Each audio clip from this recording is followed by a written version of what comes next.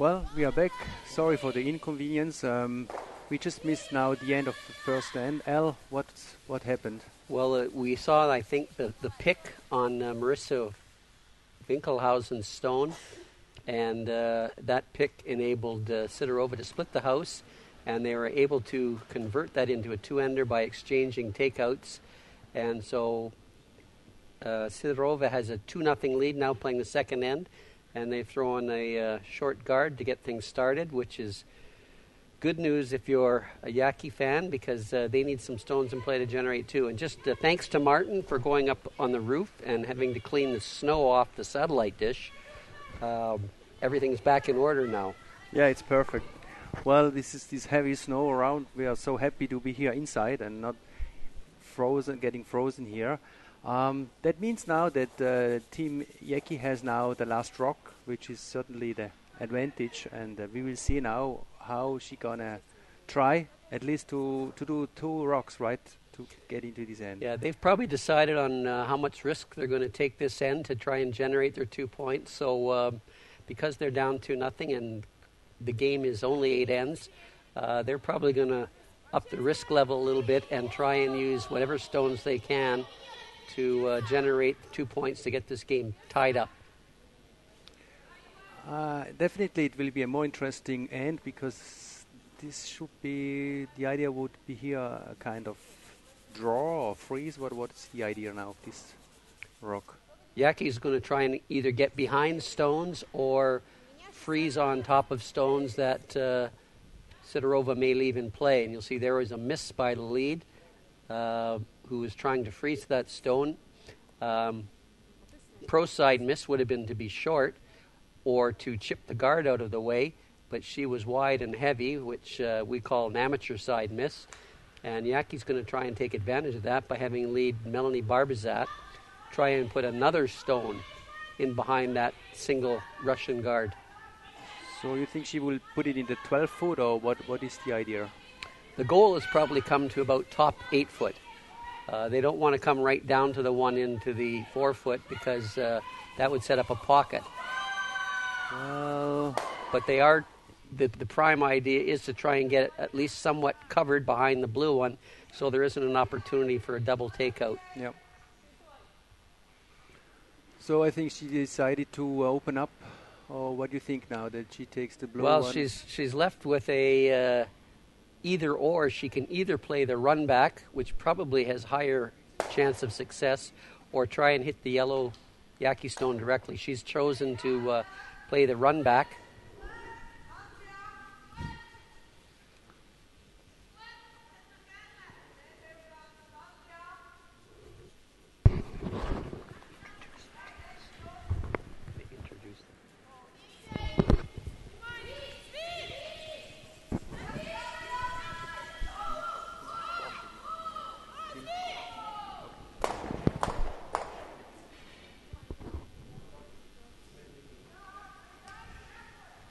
That was second Margarita Fomina making the run back. She did remove one of the Jäggi stones and opened up the front of the house, which is advantage for Team Jäggi.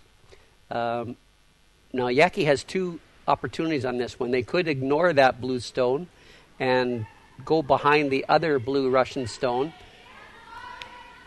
or they could try and hit this. One of the problems with hitting it is they're going to leave a hit and roll back for the Russian team. So this would be a lower risk call than going around the center guard. And that was well executed. Yeah, it's a kind of hit and stay, and it's still far, because, I mean, they're afraid of maybe a double takeout, but like that, okay, the Russian will do now a kind of hit and roll.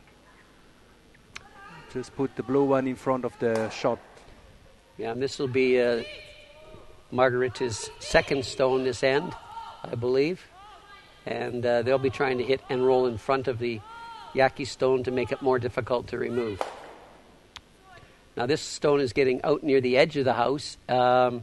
This might be a better opportunity to go behind, but Jäggi's going to be content to hit that stone. So you would maybe place the stone behind the guard? You would not go. I think a more aggressive call would be to go behind the guard. It might actually bring more than 2 points into play. This particular strategy, probably the most they're going to be getting is a 2, and they are going to be leaving a chance for Privivkova and her next shot to hit and roll in front.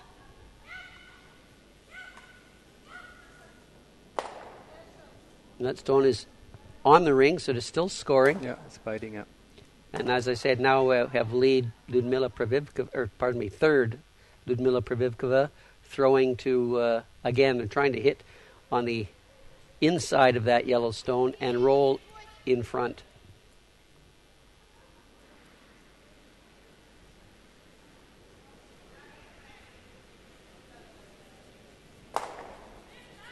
She's hit on the wrong side, and you'll see the sweeper getting that out of the way as much as they can because they don't want that stone over there for Team Jäggi to use.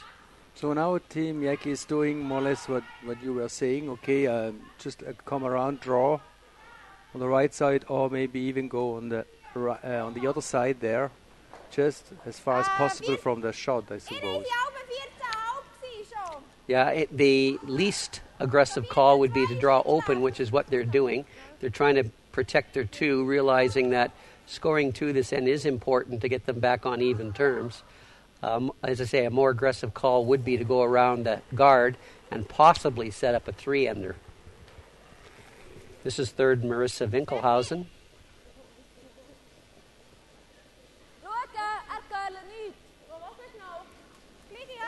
So she says that the curl is not really big. I mean, she just they can wait because it takes a quite straight line. Okay, and try to be on the same level. Yeah, they were brushing to try and make those stones even to make the double takeout impossible.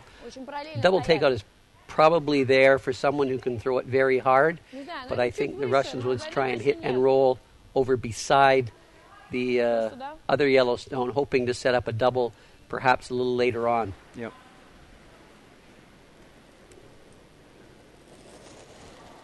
It's important that they stick on this one. Even if they should exchange 2 hits on the nose, they will set up a better angle for their skip to make a double takeout.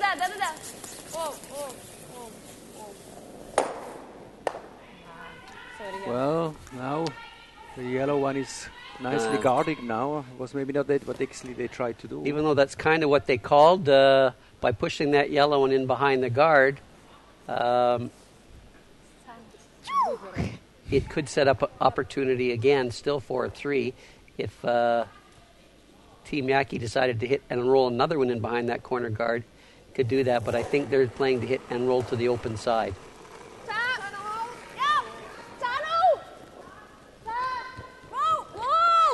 And it's Marissa Winkelhausen's second shot this end.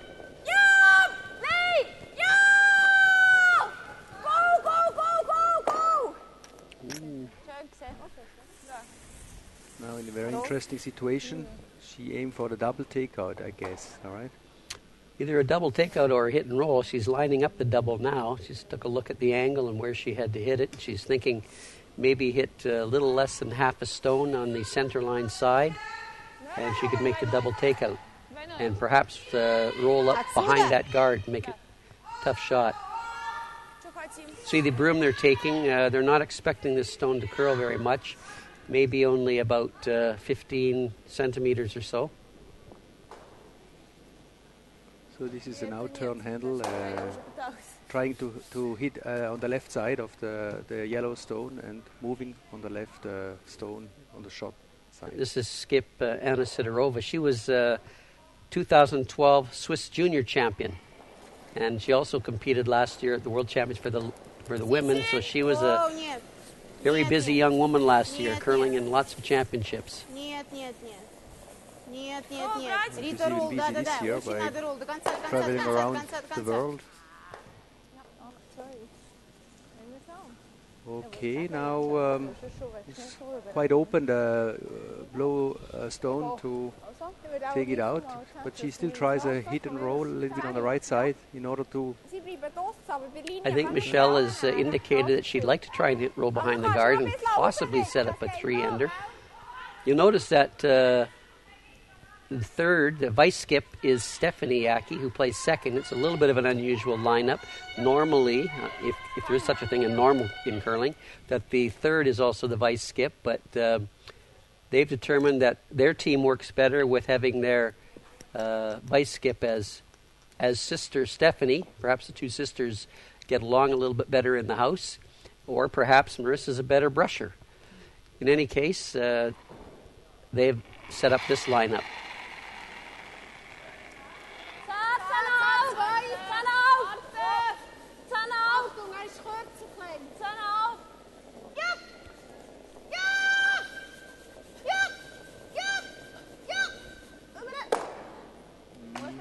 Straight the nose, huh? Well, again, double takeout. Even now, would almost say a better situation for a double takeout. She's looking at the double takeout, hitting the Yellowstone on the outside, which means her shooter will actually roll away. The other option on this shot would be to hit and roll toward the Yellowstone. I think she would still be shot if she was to hit that Yellowstone on the center line side and roll perhaps a couple of stone widths. She would still be shot, and it would be a very difficult shot for Michelle Jäggi to remove, but I believe she's attempting to hit this on the outside and make the double that way.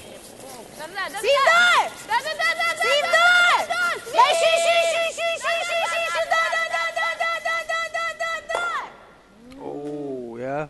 It was very narrow, maybe 2 centimeters, 1 centimeter. Now 1 centimeter off the shot stone for making the double. Michelle has an opportunity to either draw for her two, but as this rock's pretty close to 4 foot, and they've been playing takeouts in this area, and the ice is relatively straight, probably this is the easier shot for her to play. She won't play it with real big weight. She'll use what we call skips takeout weight, which is something quieter when you're trying to save the shooter.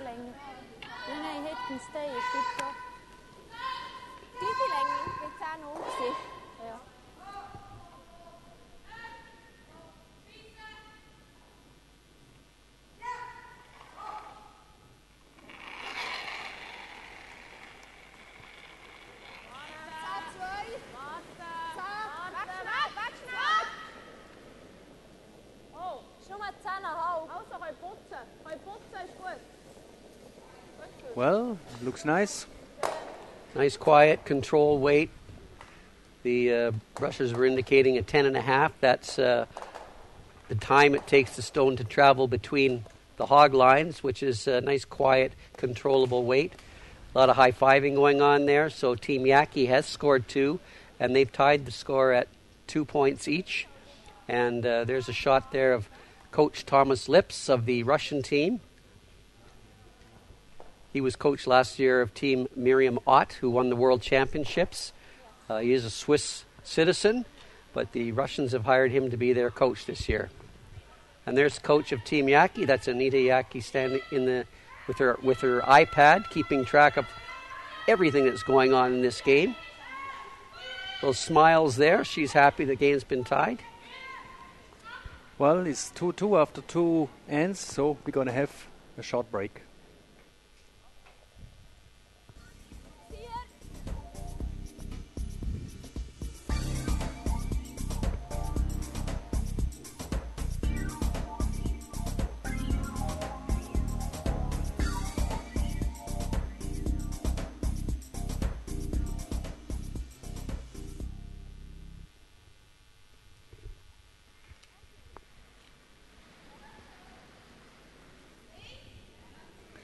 So, 2 ends, 2-2, tied, and now this will be a takeout from the Russian team. Let's say they have now the last rock, so the strategy has changed a bit. This is Ekaterina Galkina lead throwing. This is, I would call a conservative play, hitting a stone that's just barely in the house. A more aggressive call would be to play a corner guard and try and set up opportunities for scoring. They were hoping to hit that on the nose so that Michelle would not be able to remove it because they would still be in the free guard zone. However, they've rolled into the house, and that gives Michelle an opportunity to hit this stone, and if she does hit it on the nose, the Russians will not be able to remove it because it will still be in the free guard zone.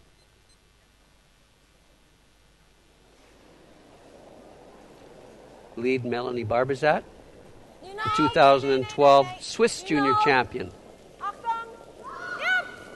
Melanie actually has another year of junior eligibility, but she's chosen to skip that to play on Team Jäggi.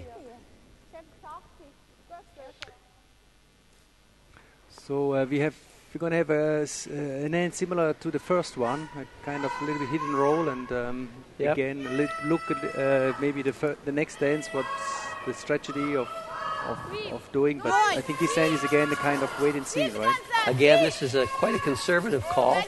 They could that stone doesn't really pose any problems to Team Russia as far as scoring. They could throw a corner guard up on the other side, or even the same side, or play a tap back if they wanted to play more aggressively. They've obviously got a plan that they've talked about that they're going to play conservatively. Michelle really doesn't have any choice in her calls. She's got to hit stones that are in scoring position, so she doesn't really have a choice in what she plays. The end is generally dictated by the team with last stone.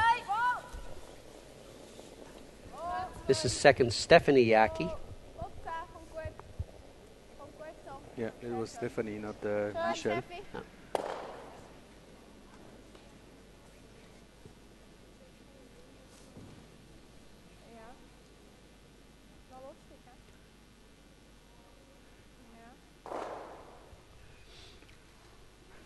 Here we have player introductions. This is the Team Russia lead, Ekaterina Galinka. I think it's actually Galkina. We got a typo there. And she idolizes her moms. Margarita Fomina second. You see, she's had lots of championships in European championships and women's junior championships. And her occupation is curler. Ludmila Privivkova playing third. She's had many major successes, winning gold medals, and she's the Russian team are primarily funded to be curlers, so they curl all the time. And here we have the skip, Anna Sidorova, 21 years old, already a veteran, I guess you would say, of the curling world, having competed in lots of juniors and European championships. This is their fifth player who's not playing in this particular game, Zika Keruka. And she idolizes Kevin Martin. She usually comes in and plays second and loves to throw the high, hard ones. So maybe that's why Kevin Martin is her idol. Learn more a little bit about them. I hope your Russian's up to date. You can go to curlingrussia.ru and read all about the Team Sidorova and what they're doing this year. They'll be competing at the European Championships starting in a week or so in Karlstad, Sweden.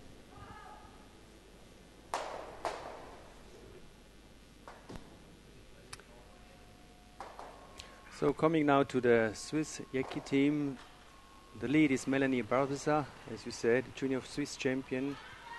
She's the student as well. Then Stephanie Jäggi, which is the vice skip,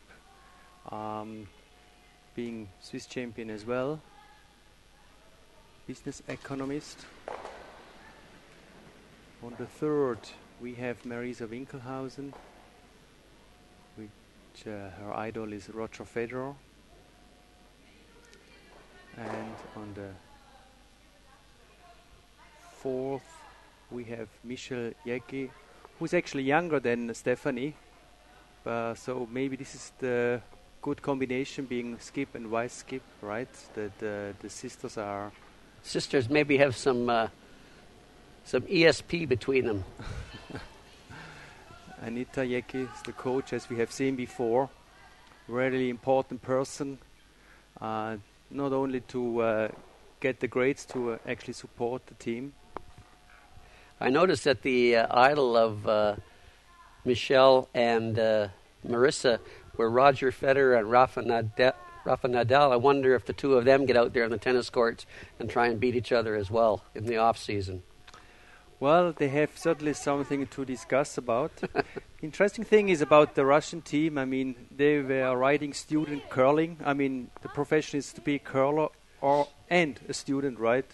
So it's a nice combination that I hardly imagine this is in Switzerland. We have actually some Swiss players being students and playing almost full-time curling, right? We have a few players that, although we don't have any totally funded players, we have teams that receive some funding and have chosen to have reduced student loads or reduced workload so they can pay a little more time with their curling. However, in a lot of the I shall call newer countries in curling, such as China and Russia, they have chosen to totally fund their number one teams, so that these teams are probably on the ice every day and they eat, sleep, breathe, live curling. Don't know whether that's an advantage or not, but certainly there's no other thoughts that should be in their mind as distractions.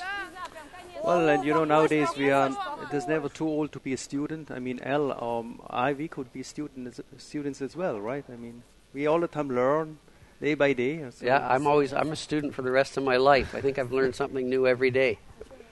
Today I learned that don't drive in the snow in Switzerland when the train can get you there just as quickly.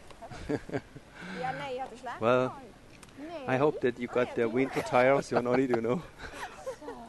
So a little bit of fun going on there between the two sisters. It's good to see them out there. Smiles are important in team sports. Certainly keeping loose and relaxed is great for the muscles. A relaxed muscle performs much better than a tense muscle. Yeah, I've seen that even on a missed stone, I mean, in previous games, that, okay, they still have a laugh. I mean, it happened, this is obvious, and just we go on, and you think this is very good what they are doing. But then again, full concentration on the sliding, I mean, this is very important. Yeah, too. You can see the full concentration there, Michelle. She had a little bit of laugh with her sister, but once she gets into the hack, it's all business. So, perfect, right? Perfectly executed. Yeah.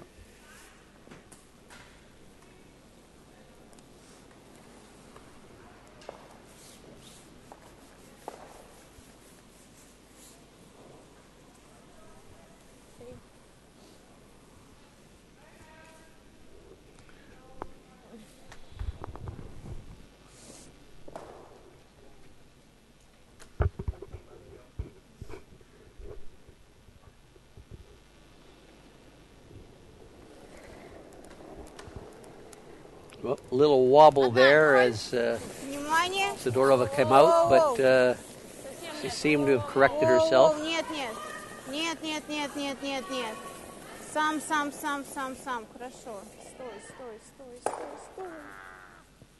Well, it's very important, the sliding, right? I mean, it's, like you said, this small bubble maybe have caused now that her rock just left the house. Mm-hmm. She'd like to have that result on her next shot. She's obviously played this whole end for a blank so that she can have last rock in the fourth end. Curling game being 8 ends, having last rock and tied up in an even end is an advantageous tactical situation for them. Melanie will be trying to put this in a spot, Michelle will be trying to put this in a spot that forces Sidorova to roll as far as possible out of the house.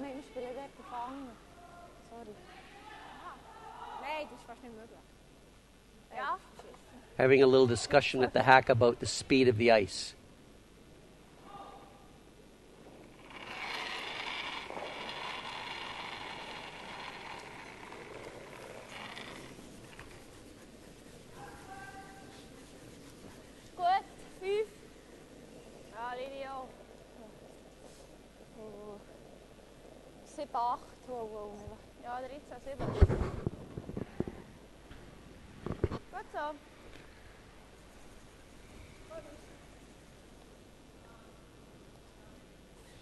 That's a little deeper than she would have liked it. She would have liked it to be at the top of the forefoot. This should be a relatively easy, if there's such a thing, easy blank, hitting and rolling out.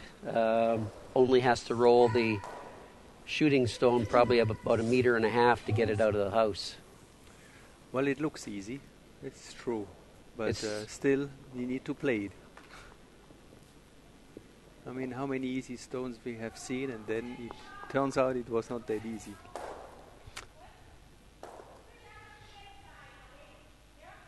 She should probably make this 9 out of 10 times. Siv! Siv där! Siv där! Du kan se! Russians are working hard. Yeah, I think they try hard that they get a blank end because the girls quite nice, and that they had to roam a lot just to put the extra stone out. Let's say now we are the third end is tied to 2. That was a blank end. That means Anna Sidorova has again the last rock.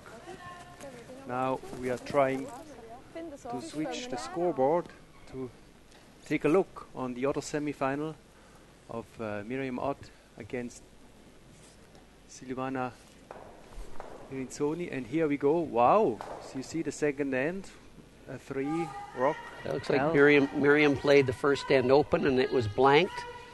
We don't know how that 3 happened, but obviously they decided in the second end to take a little more risk and put stones in play, and it resulted in a 3-ender.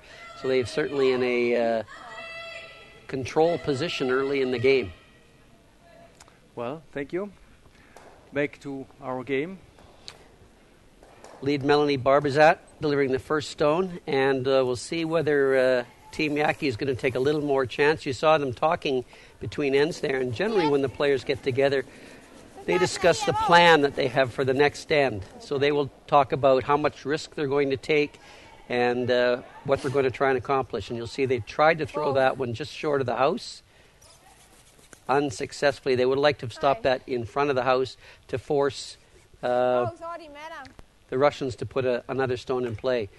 But you'll see Anna Sidorova is ignoring that stone. She's going to put a corner guard in play. They're going to be a little more aggressive going for 2. So they obviously, in their little chat between ends, decided that no matter where the first Swiss stone went, they were going to put a corner guard in play and be a little more aggressive trying to get a 2 to take control of this game.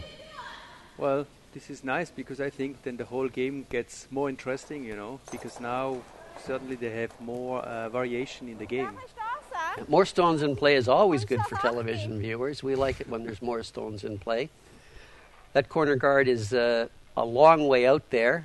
She would like that at least halfway between the house and the hog line. Melanie Barbizat, lead. Team Jäggi delivering her second stone. 2 options here. They can play into the house, or they could throw a guard themselves. Looks like they've chosen to play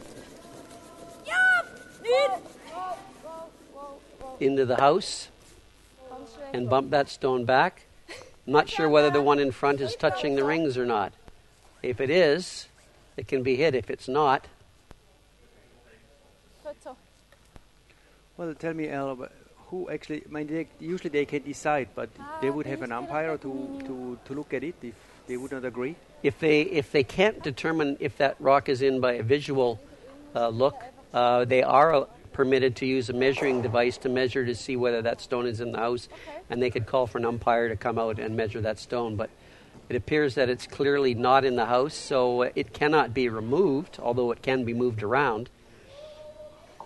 So an option for the Russian team would be to make a play on that front stone, perhaps push it behind the tee line and leave their own stone in front, or ignore it completely and do as they're doing is going behind the corner guard that they put up on the first stone.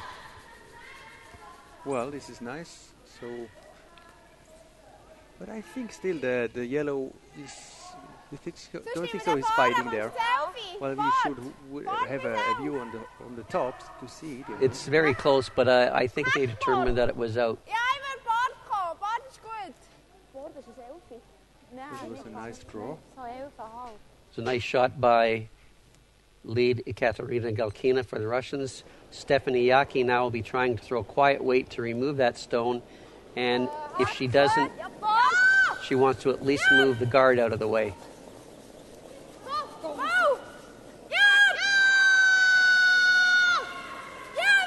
Wow, nice. Nice execution. And Very quiet, nice roll. Yeah.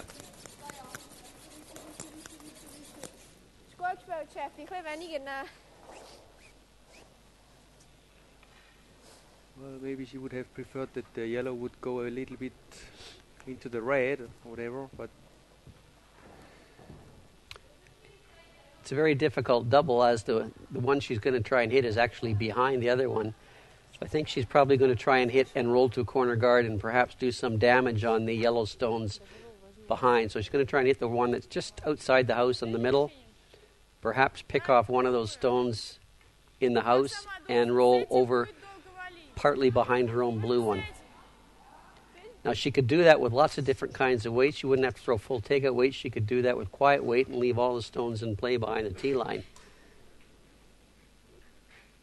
Second, Margarita Fomina.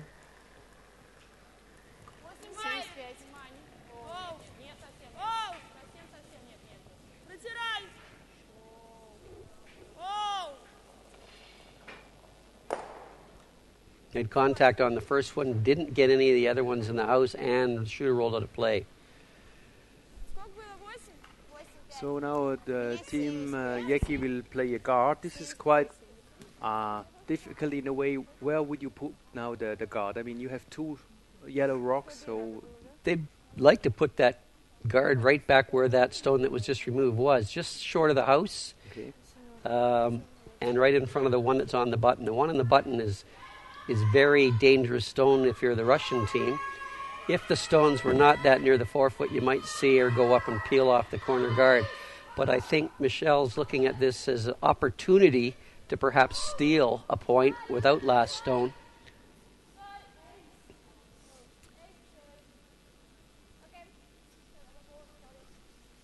No, she's just saying that it's a bit short, and the curl was just at the end a bit over curl, right? They didn't keep sweeping that because the more they had swept it, the more it would have come offline. So they just let it stop as soon as they could so that it still covered some of the stone in the house.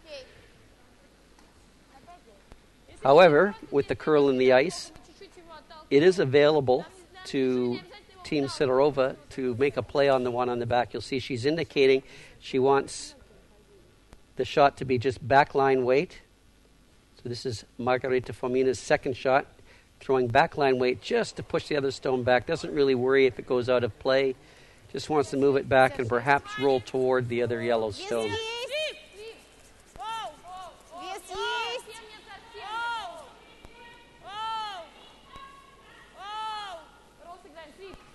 A little body English there to try and help it.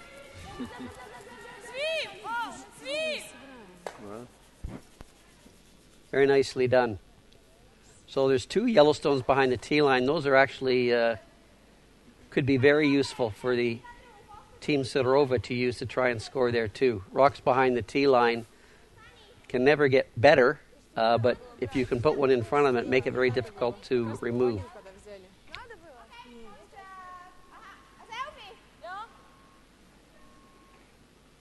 So it will be again a kind of hit and roll, just to hide behind the guard. Yeah. Marissa Winkelhausen's first stone.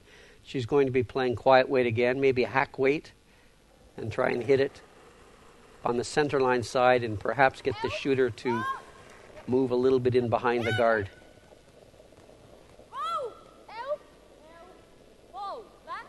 Yeah, they're indicating it's hack or maybe just a little bit more.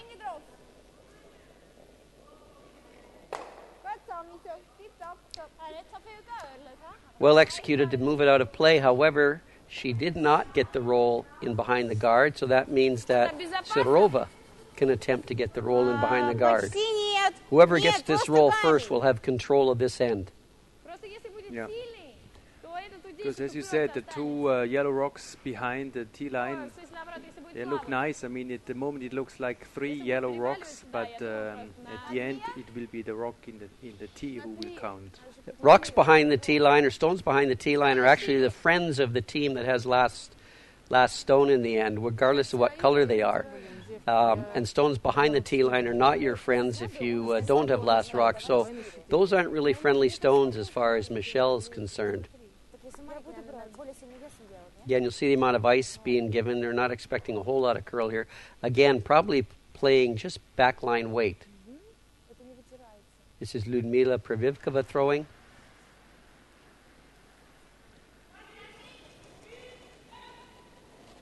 They're not really worried about where the yellow rock goes. They're more concerned with getting their own stone in behind. Катя, протирай, валит, протирай. Протирай, валит, протирай еще. Hit and stay. Another hit and stay. They're having a little difficulty believing how straight the ice is going, perhaps. And based on games they've played on other sheets, you'll see Michelle has quite a bit less ice than Sidorova took. So she's going to be a little more aggressive in trying to make this roll.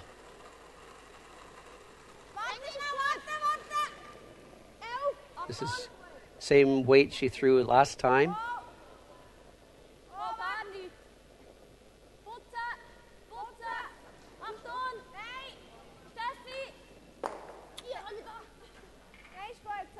Well, looks still nice. You see on the right side the question comments. We are more than happy, or Elle is more than happy to answer all your questions about strategies, houses, whatever, tires or whatever, winter sports. So winter tires, I'm an expert at winter tires. And for all those people maybe just getting home from the party in Newfoundland, who have just said, okay, rather than go to bed, maybe I'll just flick on Loyola TV and watch some championship curling on the Curling Champions Tour. I'd be happy to answer your questions as well. So the address you have seen live at curlingchampionstour.org. So please feel free to send us whatever you like. We will be happy to answer your questions. Or let's say we try to answer your questions. Rita. So going back to the game, they still had this kind of hit and stay that they were trying. Now it's actually interesting because we are looking who is second. I mean, we have one. Oh, it looks quite interesting now. From our angle, it appears that the blue stone is second shot. Depends on how our technicians centered the overhead camera. Players are having quite a look at them, so they must be a lot closer than they appear on our screen. Well,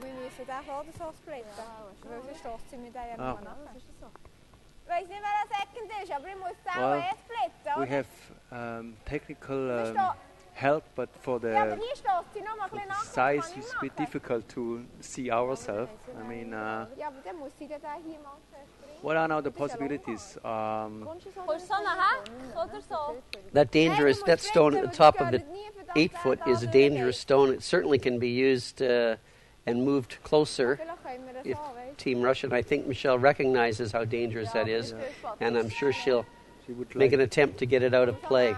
Yeah, I mean, she would like at least that the blue rock would take this direction or whatever, because I don't know if she would like to have something like that, because the risk of the two stones here. What do you think? I think she's trying to hit it right on the nose. If the most danger she can put in play for Team Sidorova is to hit that on the nose. That will cause them the most concern. Hitting and rolling out of play will give Sidorova an opportunity to use the stones behind the tee line to score too. So I think she's probably trying to hit it on the nose. It looks difficult from here. Yeah. Steffi, komm nicht so schnell. Aber dann musst du den ganzen Weg noch raus, gell? Ich sage nur. Ja, aber ich sehe nur die Hälfte, gell? Okay. She's saying that she sees only half of the stone, so she will not. I think she likes a kind of back weight takeout. As we have seen, we only see half of the. I think she's probably trying to hit 3/4 with quiet weight. Move it out in front of the stone at the back of the house and roll the shooter over, perhaps to cover the 1 and the 4 foot. That would be plan A.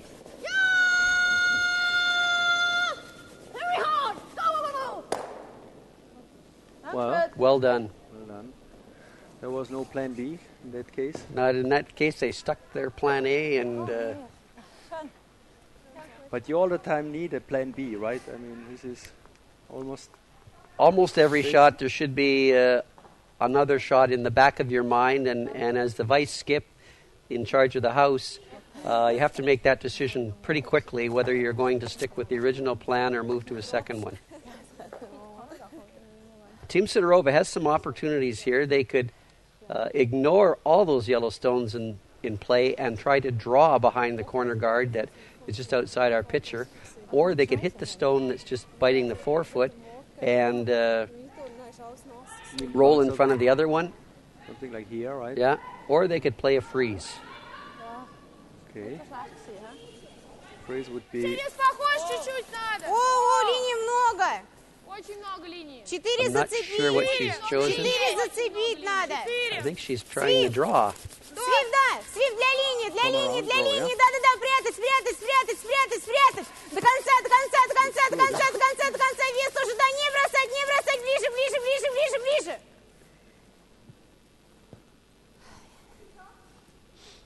Now she's, I think, got that one partially covered.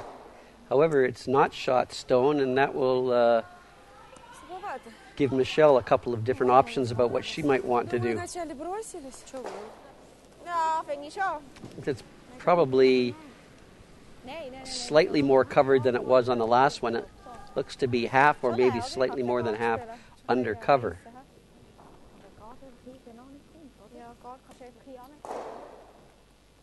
So Stephanie's indicating that an option is a guard on their own shot rock, or Michelle actually was indicating that. Ja, 2 macht sie nicht mehr. Warum? Oh, der besser ist. So they could throw a guard on their own shot rock, Oh, der Guard verreckt.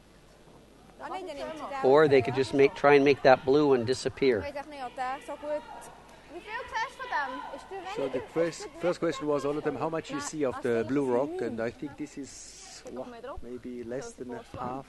I think it probably is just under a half, a little bit less than she could see last time. And if the ice had a lot of curl in it, it wouldn't be very difficult to make the play on that. But the ice is a little bit straighter, and when it's a little bit straighter, it's a little bit tougher to make these come-around tap-backs. So I think they go for the aggressive way and trying to take it out.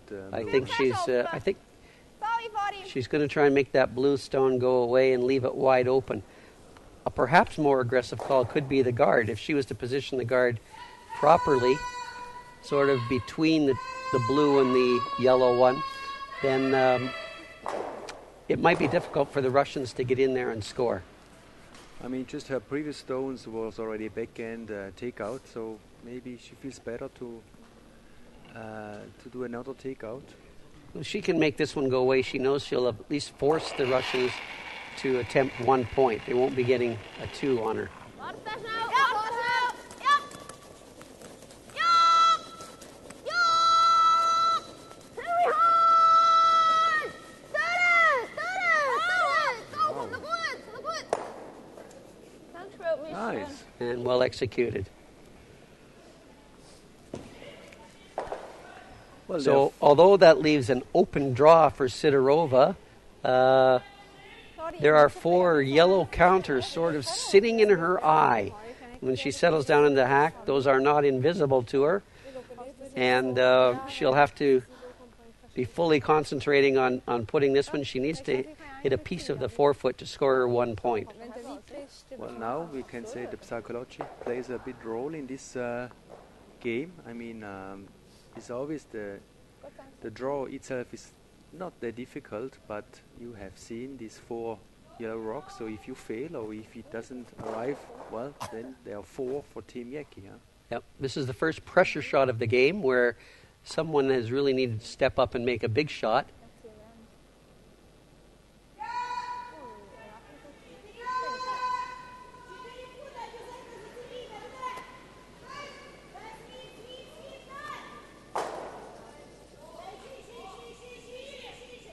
Russians are working it.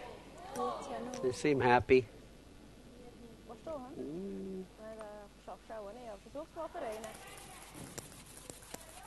Whoa. Yeah. Oh, and it looks like it just hung on for one. The brushers almost got a little bit carried away there, but they had their heads up in time.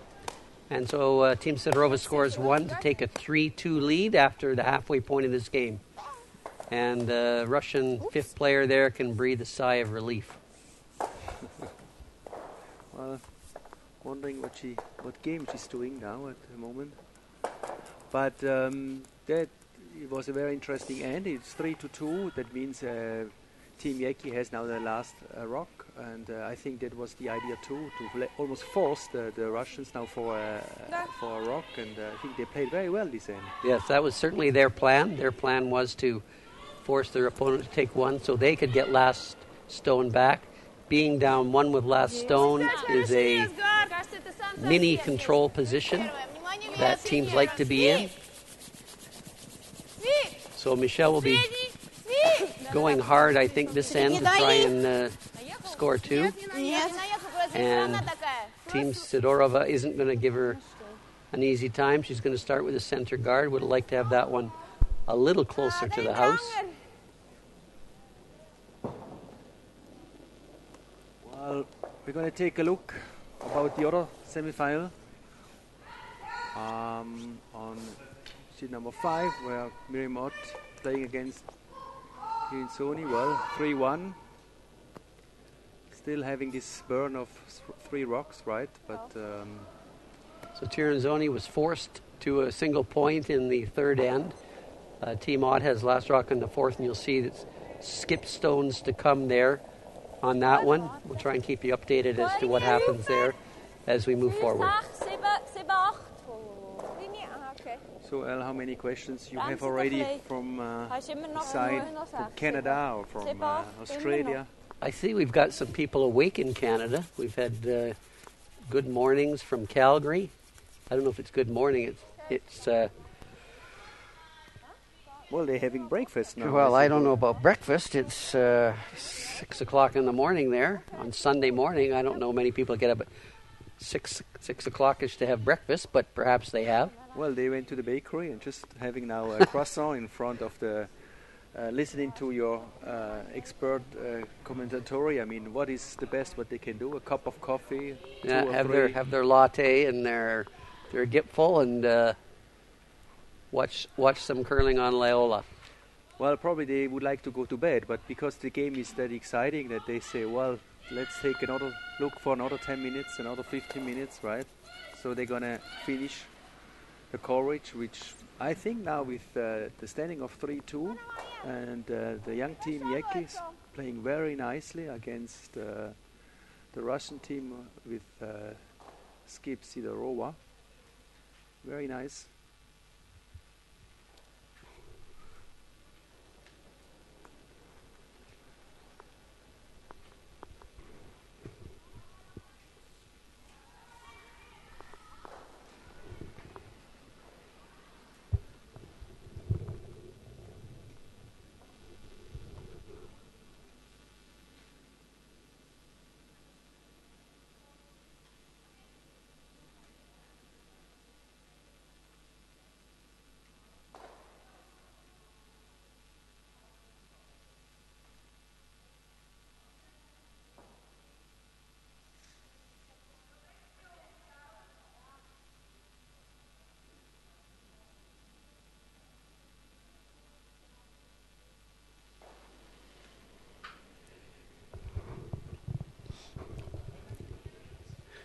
Second Margarita Fomina.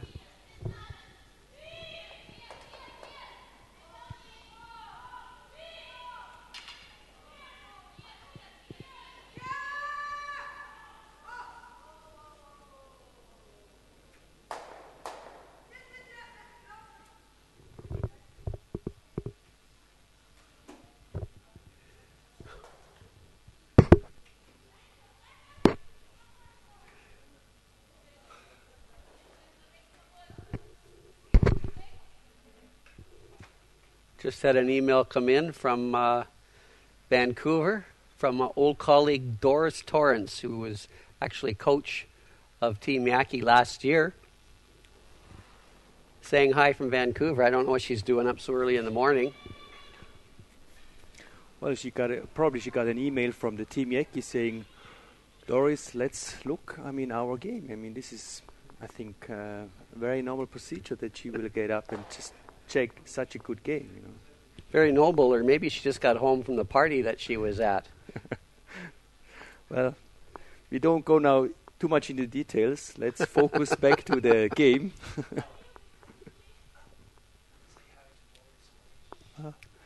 Well, there's Martin. Say hi to Doris. So, most welcome.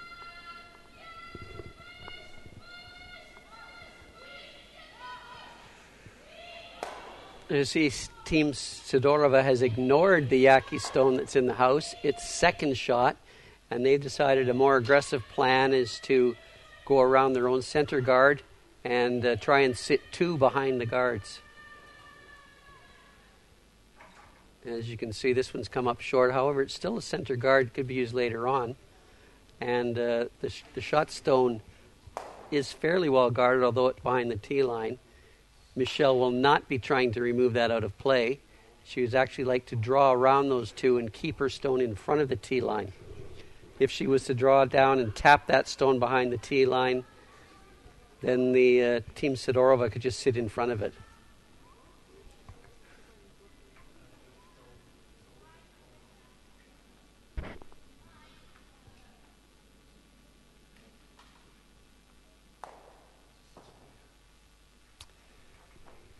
We've had another good morning from Wichita, Kansas. From Carol Reimer. Carol, I hope you're having a nice cup of coffee this morning in Wichita. Good to hear from you.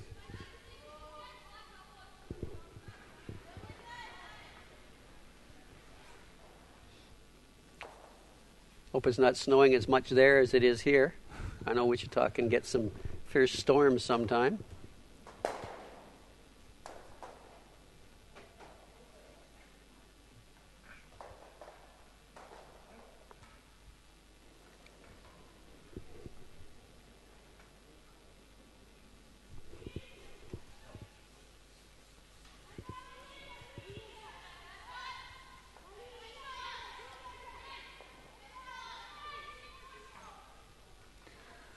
So this come around draw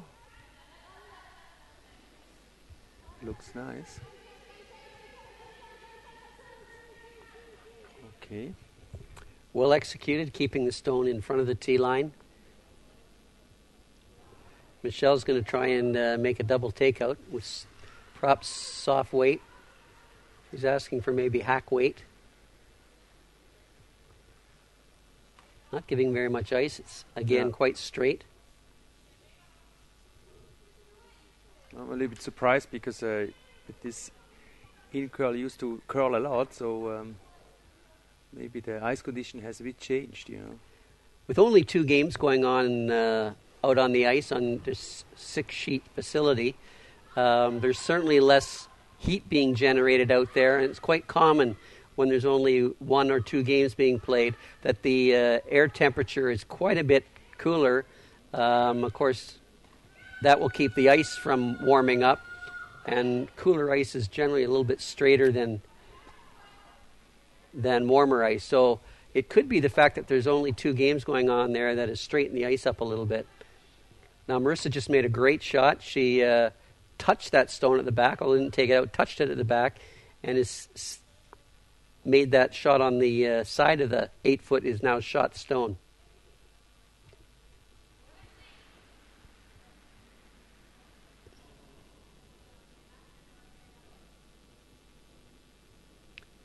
Sidorova's decided that the stone at the front of the house is more dangerous than the one that's actually shot. So she's going to try and hit that on the nose and have her rock in the control position.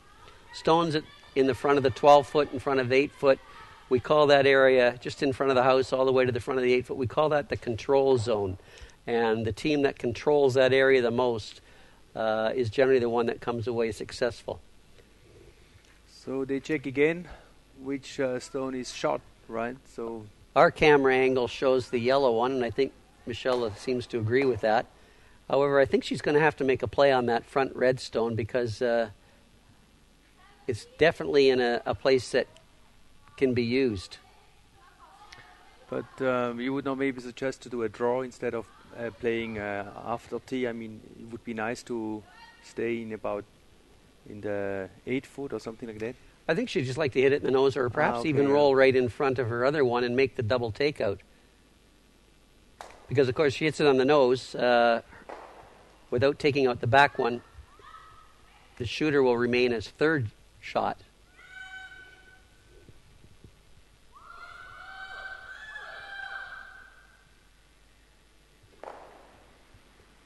Oh, again, just missed. An inch. And the worst part of that was that they lost the shooter.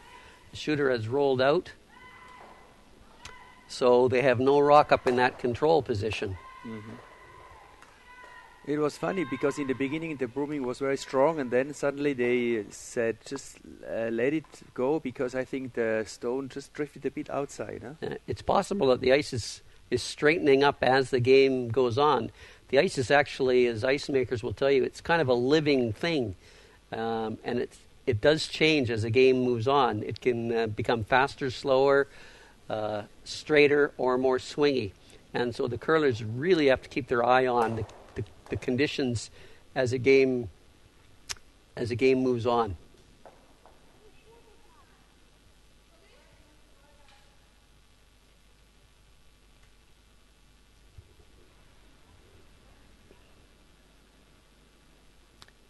Skip Anna Sidorova.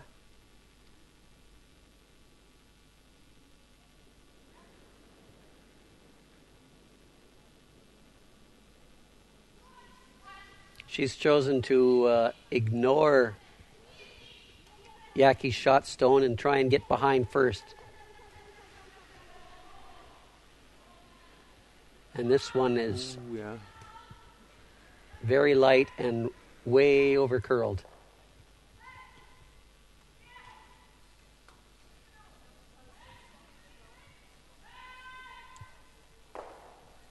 So here, as we said maybe earlier, maybe she got the information right about the ice condition, and now, just before we said probably the curl is less, but now I think because the weight was not so correct, I mean it was quite short, now suddenly the curl moves again, right? Yep. Definitely not happy with her rock, I think, because that would be a nice opportunity. We've seen this week, watching some of the games, that there in fact are a few, as I'll call them, rogue stones out there that perhaps have a sharper edge than some of the other ones, and maybe up to 1.5 meters slower in speed. And unfortunately, they don't have a big red sticker on those ones. It's up to the curlers to find them. And sometimes, if they don't, they end up struggling a whole game with draw weight. And perhaps Sidorova might have found one of those rogue stones. I'm not sure. I think their coach keeps pretty good track of all the stones that have been played, so I would expect that they know what they're playing with. I think Michelle's pretty confident that their shot rock. Oh, you see there's nice curl in there now. That's excellent stone. Well, even before tee, I mean, perfect. Actually, now it's it's protected by actually the previous stone of Anna Sidorova. So Sidorova chose not to hit the Jäggi stone on the first one, even though it was shot. Playing a more aggressive stone, didn't make it, and now she basically has to hit second shot and concede an opportunity for two to Michelle Jäggi. She'll try and roll as close as she can to the center to cut down the area that Michelle will draw to, but she's basically conceded a two-ender to Team Jäggi by hitting second stone. Oh, this seems to be a long one. Very long, no? Okay.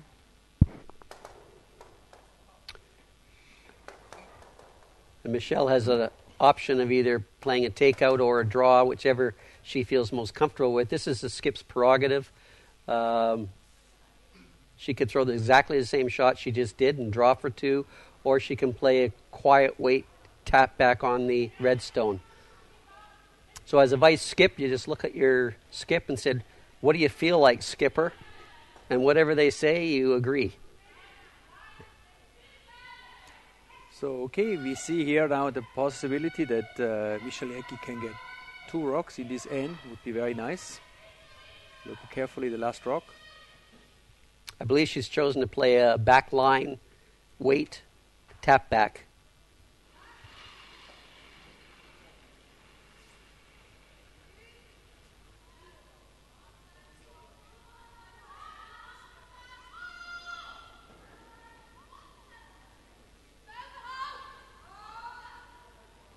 They're just cleaning it. The line's fine, I think. Perfect. Well done. 2 yellows for Team Jäggi, and they take the lead 4-3 after 5 ends.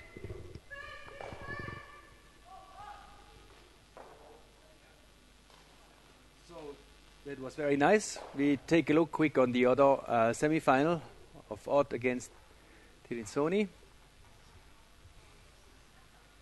Well, there okay, we we see on the scoreboard there that Tirinzoni has come back with a steal of 2 in the 4th end to tie the game up. And they're midway on skip rocks, it looks like, in the 5th end. I see a Team Ottstone on the button, and it must be behind some cover because Tirinzoni's seems to have indicated a lot of ice to freeze down to it. Well, here on the game of Jäggi against Sidorova, we have now a lead of Jäggi 4-3, and the Russian team has the last rock. Now, what do you think is now the next point of strategy? What they're going to play? Now that Jäggi has the lead, they're going to be making Sidorova take the gamble. So they'll be trying to put this first stone top of the 4-foot in the house and trying to keep it as clean as they can. Very nice stone by Melanie Barbazat. It's exactly, if you were to carry the stone down, that's probably where you would have put it. Sidorova, of course, is not going to hit that stone. She's going to put up a corner guard to try and generate some offense. You'll probably see Team Jäggi bring another stone in the house, and then they'll start peeling as soon as they can.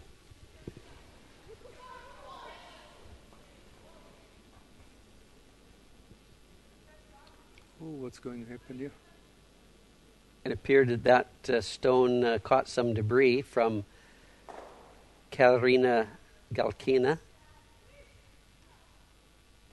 and did not make it over the hog line, caught some debris and basically stopped, and you'll see that Anna Sidorova's just having a wee check on the running surface there to see what was under it.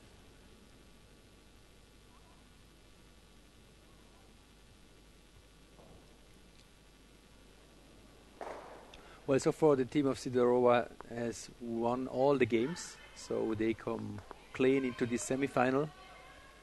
And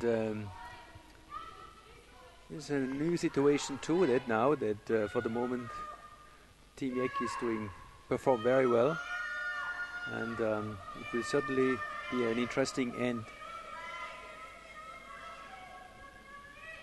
Saying perfect card. They wanted that stone much, much closer to the house. The error there, if they called the guard, the error there would have been, pro side would have been to be in the house. That is, hate to say it, amateur side missed by being that long. That gives opportunity to Team Sidorova to now start to generate some offense using that Jäggi guard.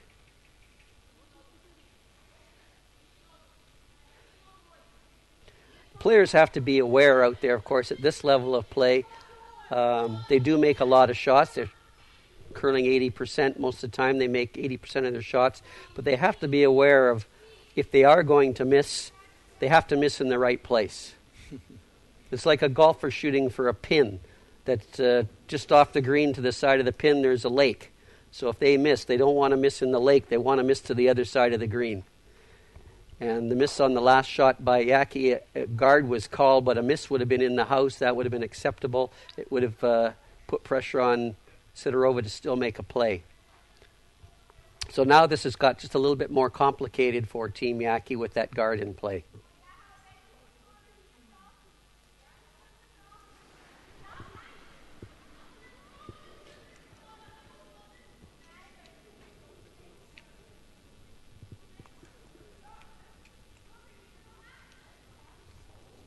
Having a discussion about how much weight to throw down here. I'm just having now one roaming person. I think. So they're playing it quieter than normal takeout weight because the stone is partly behind the guard, and they'd like to save their shooter if they can. Okay. Very good. Back weight takeout. Very good. Very nice. Yeah. You hear the Swiss players yelling out "Nokli." That just means all you got. Every last bit. So it seems you learn very the Mundart from Bern, right? Yeah, some things do rub off. The longer I'm over here, things are rubbing off on me. Well, I had some friends, they said, when we talk Swiss German, it's like a sickness of a throat, right?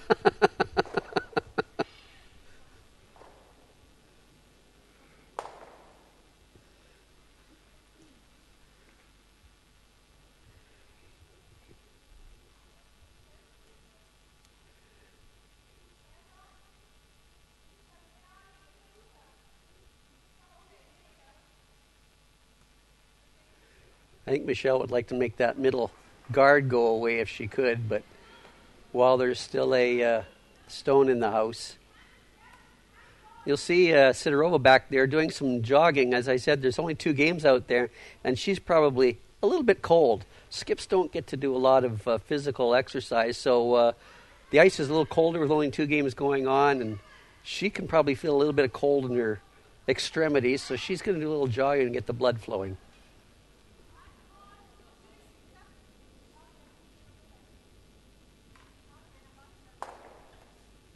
Again, nice quiet weight by Stephanie. They have a nice weight of the takeout, right? They know more or less exactly how much we have to take the weight for a takeout. This is nice.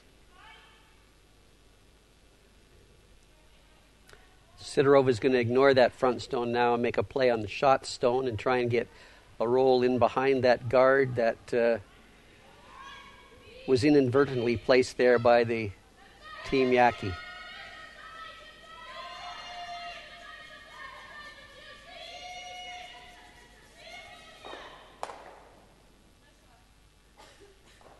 She hasn't rolled behind the center guard, but she has rolled behind the rock in the house. There's a couple of meters between those stones, so it's not a... They'd like to hit this straight on, but it's certainly not what we'd call a routine shot. They do practice this a lot, call these run back. And you'll see it's right on the nose to make the shot. But interesting is that there's almost counter ice. I mean, he's right away, the broom was right away behind the stone, right? Yep. So meaning that there's no curl at all. You see, she's even indicating that it's falling out. Yeah, she gave negative ice, or meaning the ice is very straight. Also, with a run back, they tend to usually throw them harder. And, of course, the harder you throw it, the straighter the stone goes. And they also will try and put more rotation on, more spin on the handle to also keep it straighter. It makes it easier to read. However, Marissa wasn't able to negotiate that one, so it left Sidorova with one in the house and drawing to sit a second one. Now, her option would be to throw it way out wide on the wings. You might be wondering why she's throwing it here instead of going out far to the side. Just a little short. Yep. And the reason she was trying to go around the center is because of this next call. She knew that if she drew it way out to the side, that Michelle would try and hit and roll behind the guard. So she was trying to put that stone actually in the top of the forefoot so that if Michelle did make the roll, she could tap her own stone forward.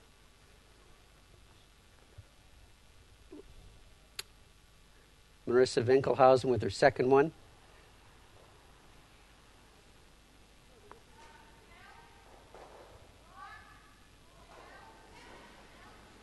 See the rotation. The players are generally on a draw trying to get 3.5 rotations. On a takeout, it's probably about 2.5 because the stone gets down there faster. And depending on how they release the stone with their hand, they can apply more or less rotation. Yeah, now you can see it from the other side. So the stone is behind the tee line, so you might see Anna Sidorova ignore that stone. She's really trying to get 2, so she might play either a hit and raw or a draw, and that's what she's talking about, perhaps throwing an in-turn draw or even a raise on her first one. They haven't played the in-turn side very much, and they may be a little unsure what it's going to do over there. So they might be looking at the out-turn because they know that ice a little bit better. So this is a concerted effort to get a 2-ender.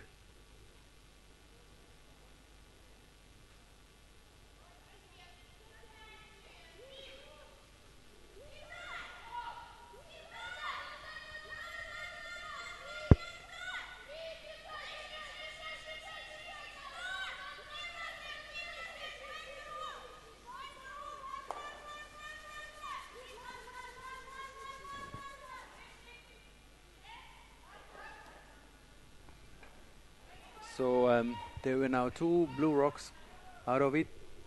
Tries to prolong, and the outcome was not too bad because very important is there are now 2 blue in the house. So the team Jäggi will try to put at least 1 out. Team Jäggi are on defense. They'd like to sit 2 and force the Russians to take 1.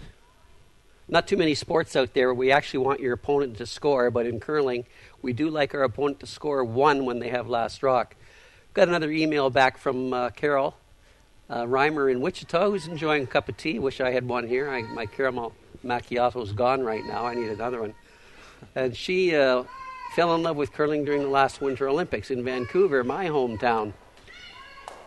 And she liked the comment about ice being a living thing. Ice makers take a great deal of pride in their own ice, and they spend countless hours before each game scraping it with the scraping machines and putting the pebble on it and controlling the temperature. They have vast temperature control systems in most of these ice arenas, and they're keeping track of humidity and temperature, the temperature of the air, the temperature of the brine going through the pipes, and they try and keep that on a fine edge, probably only 3 or 4 degrees below freezing. They don't want it very hard because then it will crack and it'll also be very straight. So they try and keep it just a few degrees below freezing so the ice is a little bit soft so the hard edge of the stone will grab it and curl. And they control the air temperature. They don't want too much humidity out there because, of course, that causes frost on the ice. So they constantly monitor these things. They're always turning dials and adjusting things as games going on. I see our ice maker sitting here in the room doing exactly that. He's got his computer going and he's monitoring all the various conditions out there and changing them as he goes. So Carol, thank you, and enjoy your tea and enjoy the rest of this game. So we have the first stone of Anna Sidorova. She's trying to playing a come around draw. Because the yellow rock of Team Jäggi is right in the center, right of T. This is fast. This is quite fast.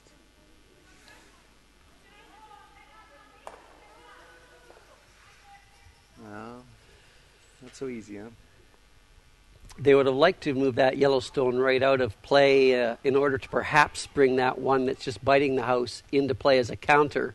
But if Jäggi hits this, they'll be forced to 1. Doris has sent us another note saying she apparently wasn't at a party. I find that hard to believe. She tells me she's come home from coaching a late game. And you'll notice we've sent Martin out on the ice, Doris, to man the cameras. So As we said, they have late games too, so we should do a kind of 10 p.m. game as well, right? And Yeah, we're having a late game here. But we all have to go home before 9 o'clock because you see, after 9 o'clock in Switzerland, everything is quiet. Nobody goes out anymore, right? This is Actually, that's one of the things that's quite different for me over here is on Sundays, everything except the train stations are closed. And I'm used to Vancouver where everything's open almost 24/7. So if I find I need a few groceries on Sunday, I have to go to the train station to get them.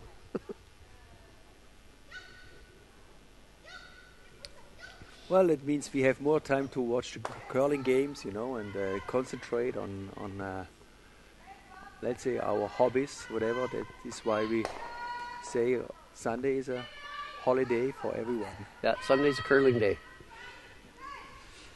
But I have to admit there are many discussions about it. I mean, some like it and some say that we would love to open up the 24 hours with 7. Back to the game, you'll see now that Team Jäggi is sitting 3.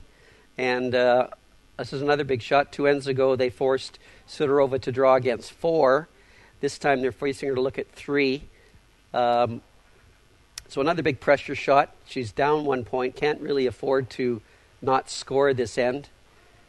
With only 2 ends to go after this one. She looks like she's going to be playing a takeout on the stone at the back of the 4-foot. If she hits that right on the nose, she'll score 1, but there's no room for error here.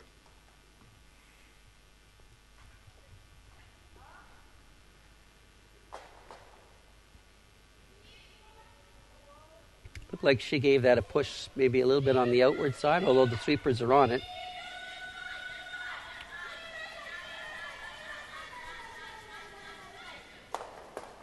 She's hit and rolled and hung around for her 1 point. So well done, well executed.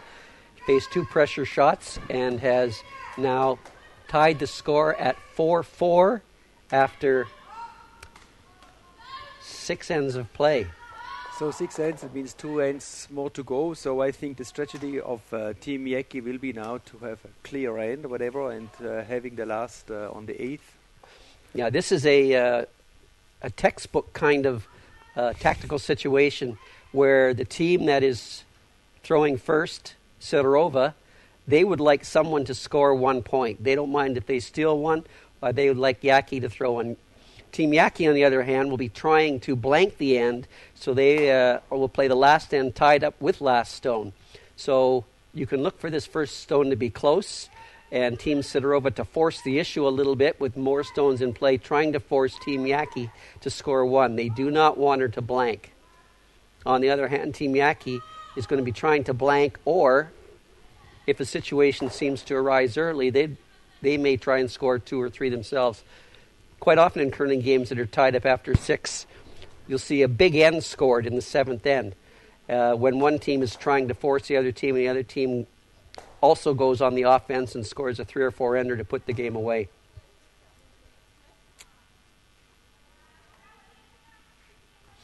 So the option for Team Jäggi would be either go behind that guard and try and generate more than 1 point, or draw to the open and try to force a blank end out of it.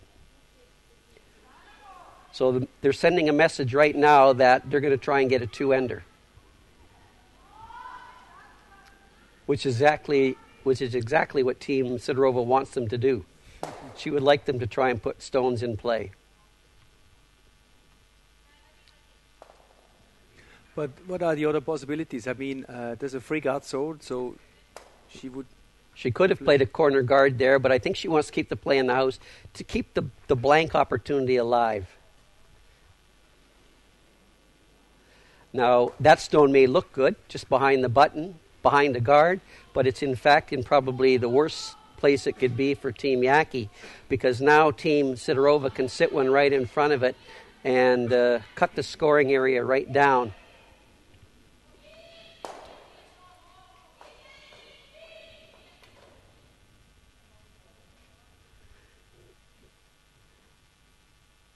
Now you'll see the scoring area has been reduced to the button. And if they continue to keep playing in this area with little tap backs, that is good for Team Sidorova. They can probably force 1 point. Not good for Team Jäggi right now, and she knows that. She'd like to start moving stones around so that she can get out of this. She would even prefer to open the house, huh? Yeah, she can't hit the guard yet because it's in the free guard zone. But if the situation is clogged up around the button in one more shot, I'm sure you'll see her out there and peel that guard out of the play.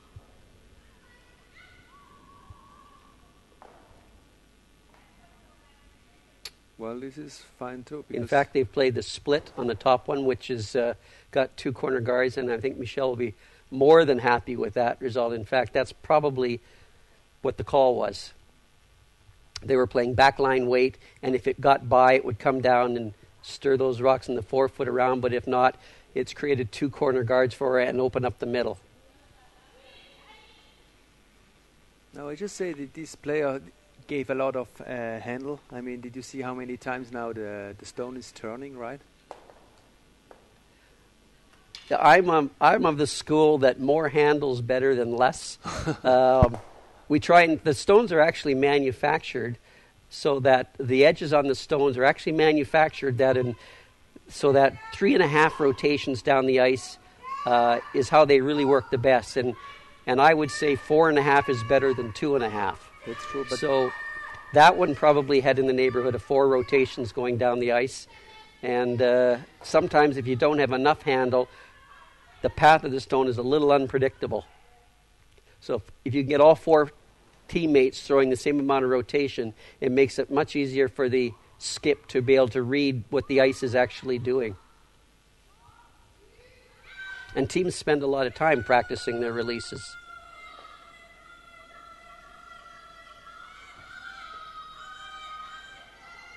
Oh, and that just ticked the guard, but I think it's going to stay in the house. yeah.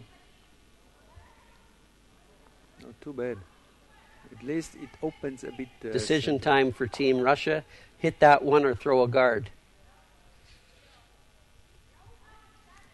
They don't want to let too many yellows build up in the house. Her main goal this end is to make sure that somebody scores 1 point. Well, she doesn't look that happy. I mean, the way that she Crinkled up her face there. I think that means her brain is turned on. or maybe she needs to exercise because it's too cold. Exercise the face muscles a little bit. Yeah. So they've decided, it looks like, to throw the guard.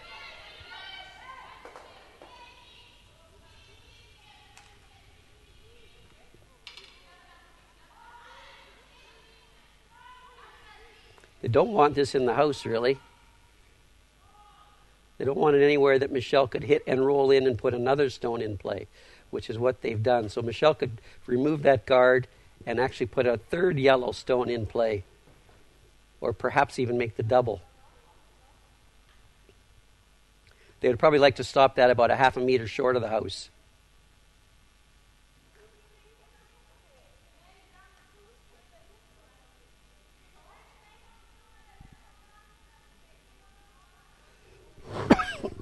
Excuse me.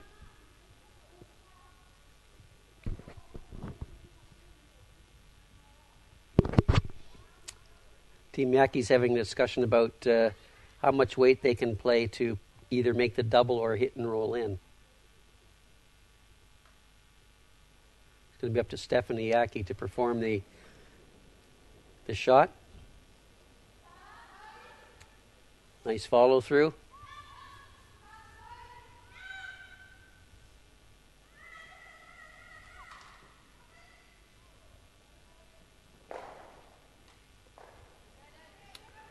Well, it's not too bad because now the freeze is.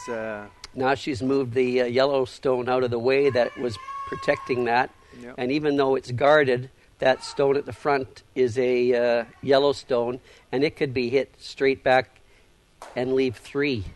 And I think that Sidorova realizes that. and she's a little reluctant to leave that many yellow stones, potential counters around.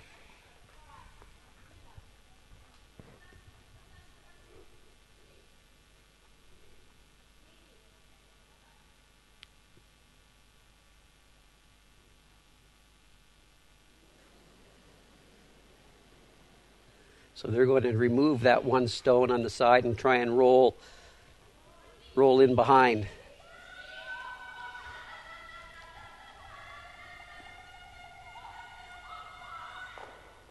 She's actually made the double. Perfect. And rolled in behind there. I think you'll see Michelle play the straight back on the yellow stone and hit either one or both of those two yellow ones.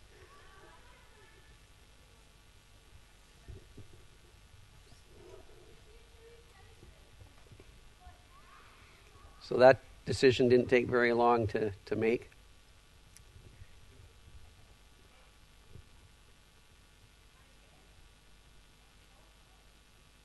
She'd love to save the shooter. She wants to be sure of making one of those blue stones go away. And if she can, save the yellow one in the house, perhaps behind the guard.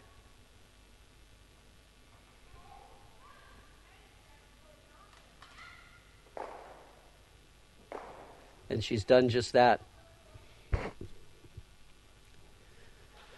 She's moved the guard out of the way. She's opened up the shot stone belonging to Team Sidorova. And hers is actually under a little bit of cover there at the back of the forefoot.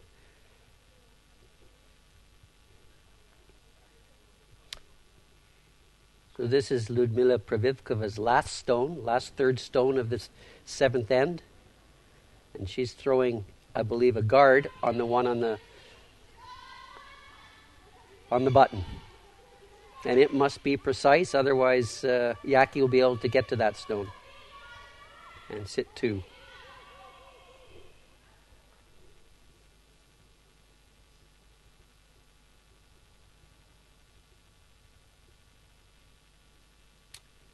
Gets pretty good, but there is an edge peeking out, and perhaps with backline weight, they could get to that. Back weight takeout, yeah. Yeah, so they're going to play backline, not remove the blue stone, just move it out of the way, and sit 1 and 2. Their shooter would roll behind the other guard, and they'd actually sit 2 behind guards. The option, of course, is to take the guard out of play, perhaps put another yellow one in the house off the that yellow rock to the side there.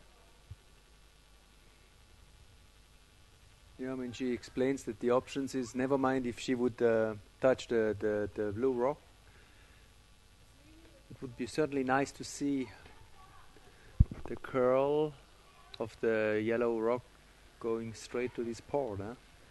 Yeah, they're trying to throw back line, back house weight only. They'll push the blue stone in behind that yellow one, and their shooter would roll behind the guard. Just discussing the weight there. Marissa Winkelhausen's last shot of the seventh end. I don't know if she broke a nail there or what the heck that signal was. Well, that's a new signal for me. Just a bit of the stone, right? This is what she tries to explain, but they've called out hack weight, so it's a little heavier than they wanted. You still do the job if the line's right.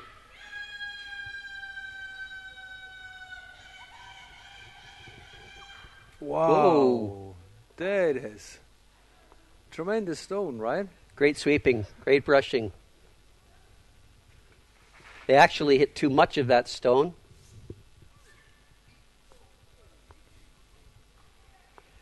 They would have liked to hit it thinner and roll that yellow one behind that yellow guard. So now the hit and roll is available to Sidorova, who can hit and roll toward the other yellow stone. So before I just maybe to tell you again the answer about the fingernail. Maybe it was publicity for a company, at Laola1.tv. But the shot was just great, so we forgot more or less to talk about the fingernail. Oh. Well, this is not so easy. That's why I think the shot before was just incredible. That was a big miss. Looked like she floated that out of her hand a little bit. It threw it a little bit from the inside to the outside motion and ended up hitting that guard. And an opportunity now for Michelle, if she can put this rock part way around the blue one so that it's half covered. It would also half cover the yellow one and make it very difficult for Team Sidorova to get out of trouble. They might have to go the other side to go between those two blue stones. Right there where Stephanie's tapping, that's where they'd love to have it stop. That would be perfect. It would be half covered itself, and it would half cover the one behind.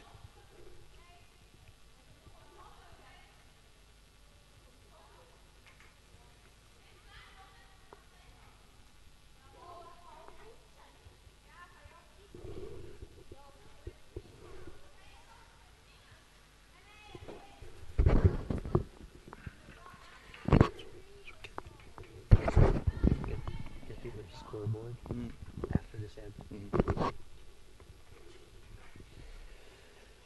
So what an interesting stone now.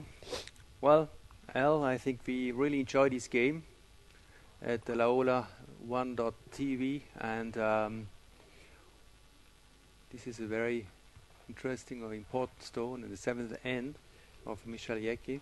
This is a big stone. She can put a lot of pressure on Team Sidorova with a well-placed stone here.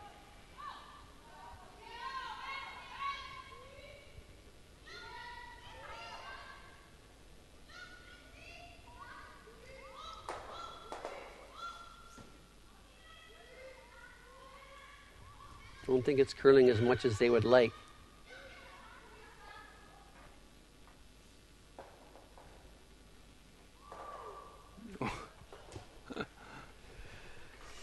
Well, that's pretty good. Sidorova could probably play a double, hitting that stone and the other one at the back of the forefoot and give Jäggi a 2. That may be her only option, or the run back with her own blue stone. I think she tries to hit all three, right? I'm not sure she can see enough to quite get to that. She could hit all three of them if she misses the guard by a millimeter. Yeah. But if she ever hit the guard, then it would be a draw for 4, and that would almost be game over. Yeah. So this is the shot of the game right here. This is a shot for the game right here.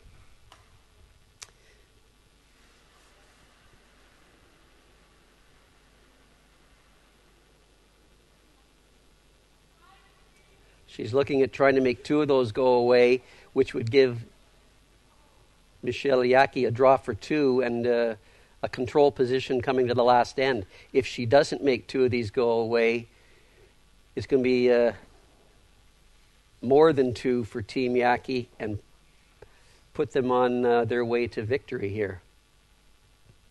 So she's faced big shots in 2 of the last 3 ends. This is even bigger. This is huge. This is for the game.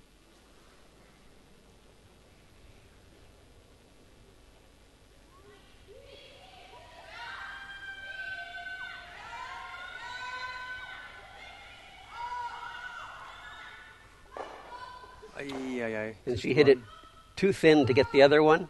She rolled away, left Team Jäggi a chance for 3. As I said at the beginning of this end, quite often this happens where you see one team trying so hard not to let the blank happen, they in fact let a bigger end happen. A blank, at least they could have a chance to steal coming home. If Michelle can hit the paint with this one, she'll have a 3-point lead, and 95% of the time the teams will close out that 3-point lead coming home. Yeah, I mean, in case if Anna Sidorova would make 3 rocks, it would be equal, and then there would be an extra end where Michel would have again the last rock. Yeah. So this is a big point. This isn't one that you relax. That extra third point being up is huge for control factor.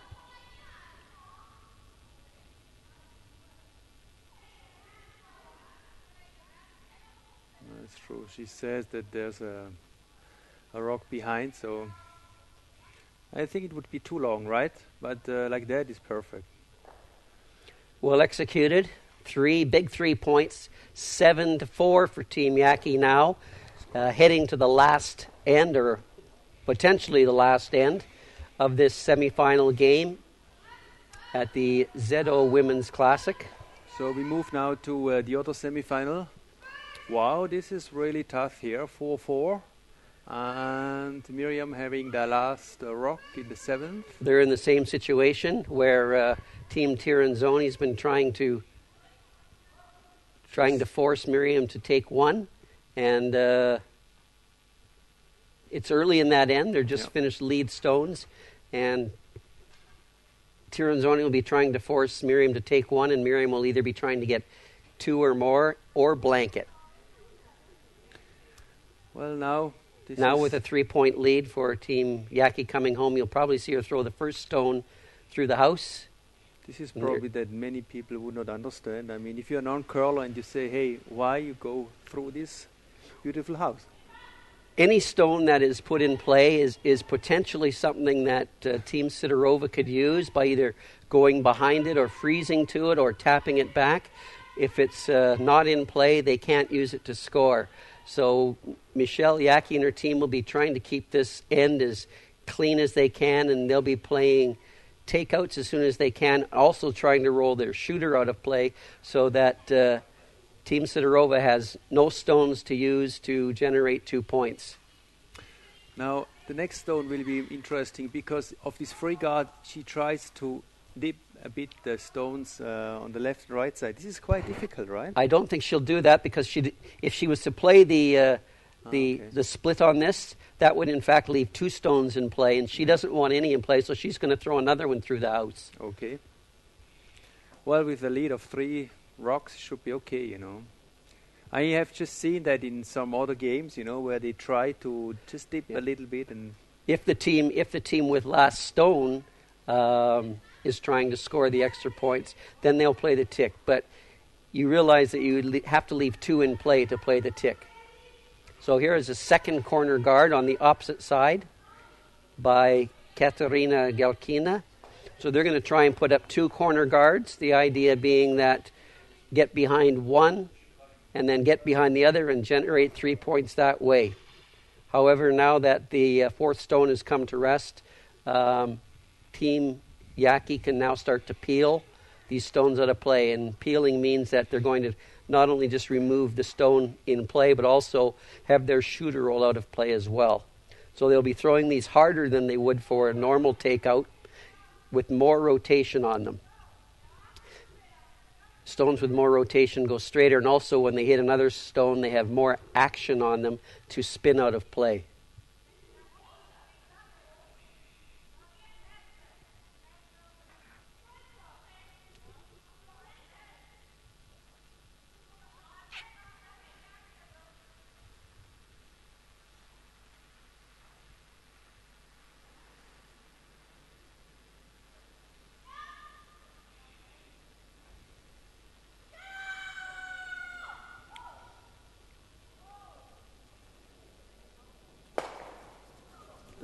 See the team trying to get the shooter out of play. They don't want it around at all. So that's a little bit of an error. It gives Sidorova an opportunity. There's a couple of guards there to work with. Sidorova doesn't really care what color the guard is, whether it's yellow or blue, as long as there is one that she can get behind. She's going to play one more corner guard with Margarita's Fomina's stone. Before then, she'll try and put stones in the house.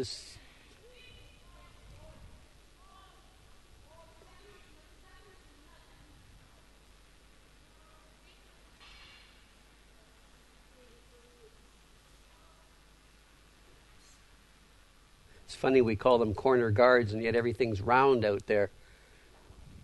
But a corner guard is one that is off the side. It's not in the middle.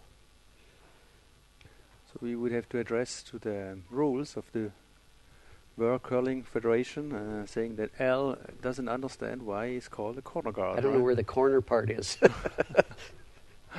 Well, so even for us Swiss, it's even more difficult to understand. I mean, we take all the words from the Curling Federation, and it seems not even clear by them, right? So well executed by Stephanie. She took that stone out of play and removed her own shooter. So now Sidorova is trying to figure out which stone she should go behind and which direction. She could play it either direction to go behind that one, but I think she might be playing one more corner guard. I don't think I would be playing one more corner guard. They need to score 3. They've only got 4 stones after this one, and there's already 2 guards up there, which is all they need. So, in my opinion, this guard is a little redundant. Mm-hmm. You would go a draw. I would be trying to get behind a guard right now. Stephanie, or Team Jäggi and Michelle Jäggi is very happy that they're throwing to the open side, because she's just going to make these open stones go away.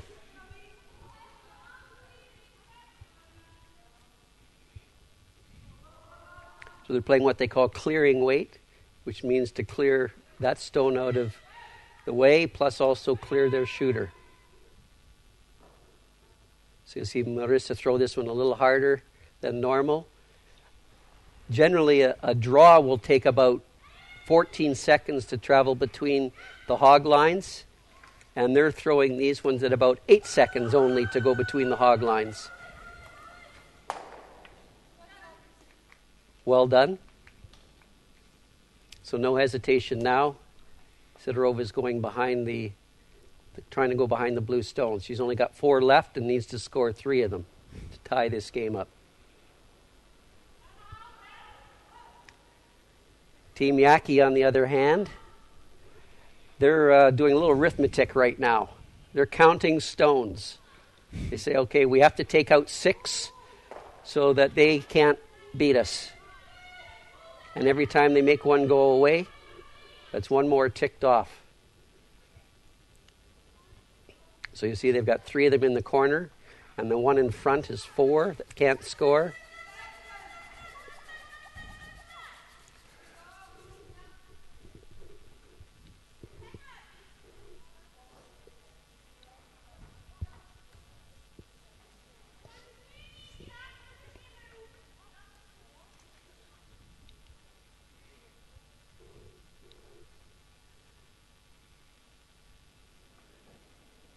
Now Michelle's just going to try and make one of the blue ones go away. She doesn't really mind which one it is, whether it's the guard. If the guard goes away, then Michelle knows she'll have 2 open shots to win the game. If they get the one in the house, Michelle again knows that she just has...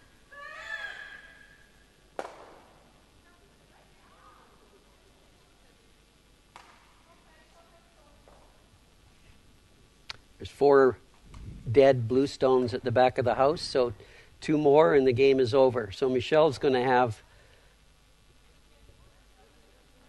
I don't think Sidorova has any chance or any option but to go behind that. You try and go behind that yellow stone.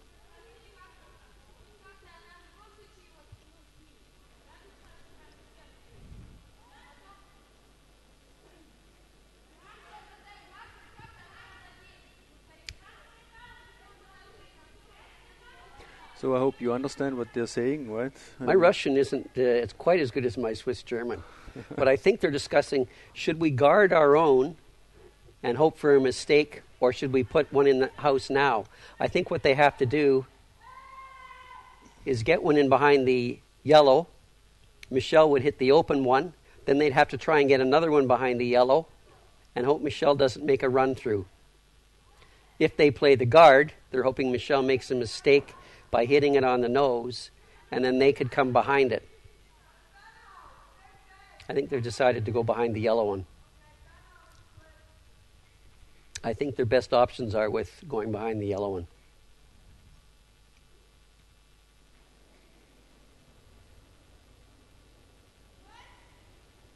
Ludmila Privivkova.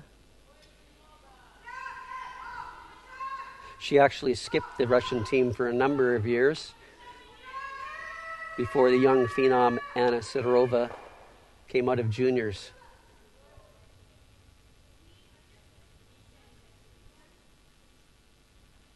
It's well by the guard. And it's not curling. It's actually perhaps even going back slightly to center. So Michelle knows she just has to hit one of them, right? Hit 2 stones and the game's over.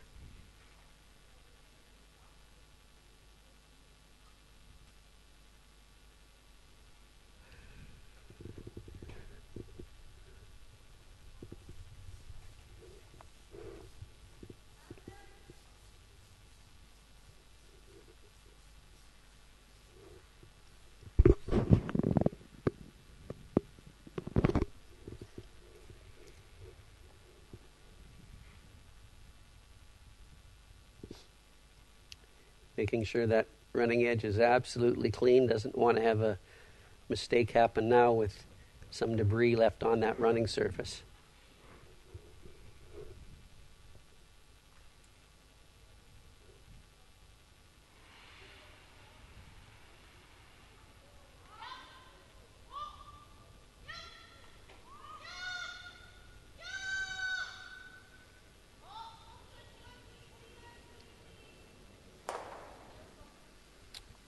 Okay, half her job's done. One more of those and the game's hers. It doesn't really matter if Sidorova puts this one behind the guard or not, because if she goes behind the guard, there's still an open one in the house. So it's just important for her to get it somewhere in the house. And she basically has to hope that Jäggi misses her last one.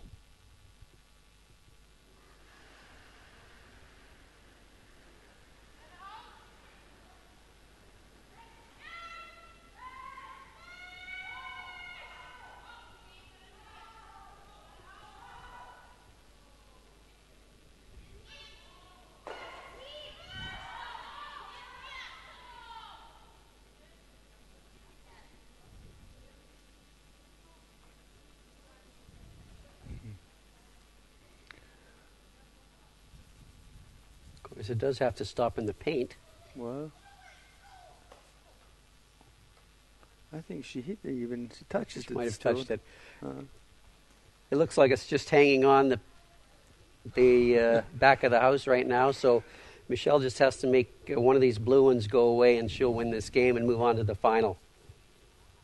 See Stephanie out there cleaning the ice. Yeah, she just said that she touches a bit the rock. Well, she wants to keep the tension for us, right? Stephanie's making sure that there's no debris out there. The other brushers have probably cleaned the rest of the ice.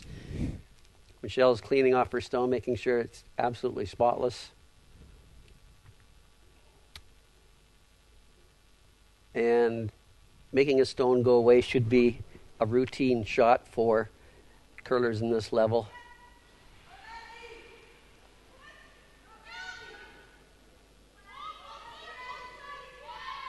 So they're saying just clean it, line's perfect. Well, very nice, beautiful. So she had enough of it, that's all they needed. And so they'll run Team Sidorova out of stones and win this game 7-4, and they'll move on to the final of the team Ott versus Tiranzoni. I don't know if we can shift the camera over there and see what's going on.